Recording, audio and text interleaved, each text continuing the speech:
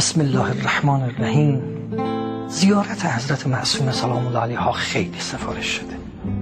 از امام جواد سلام الله علیه نقل شده است که هر کس عمه مرا در قم زیارت کند بهش بر او واجب می شود. کم پاداش نیست.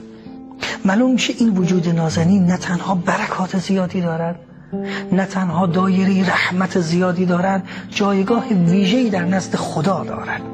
لذا تو زیارتشون میگیم اشفعی لی فی الجنه، شما شفیع ما بشید، شما شفاعت ما بکنید، شما دست ما رو بگیرید.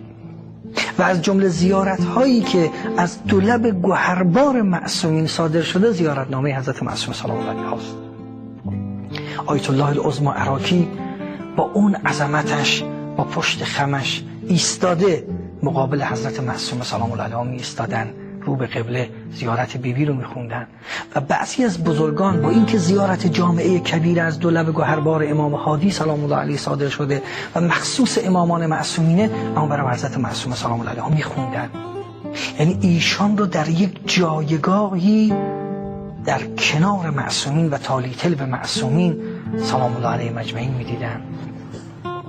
علماء بزرگوار افتخارشون این بود که قبرشون در کنار حرمین بیبی باشد.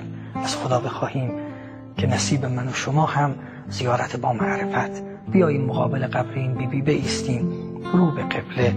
السلام علیک یا بنت فاطمه و خدیجه، السلام علیک یا بنت موسی بن جعفر رو بگیم و از بیبی بخواهیم یا فاطمه.